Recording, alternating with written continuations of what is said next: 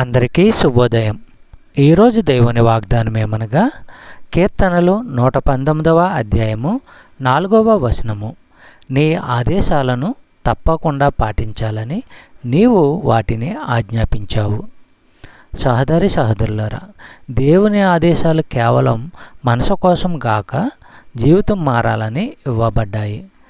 దేవుడు మనకు చెప్పిన దాన్ని చెయ్యడానికి మనము ప్రయత్నించకపోతే మన భక్తి వ్యర్థమే.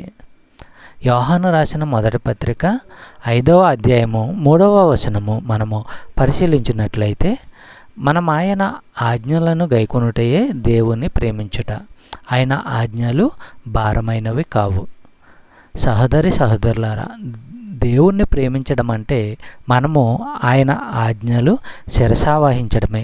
ఆయన ఆజ్ఞలు భారమైనవి కావు. చెప్పబడిన వాగ్దానము దేవుడు దీవించి ఆశీర్వదించును గాక. ఆమేన్.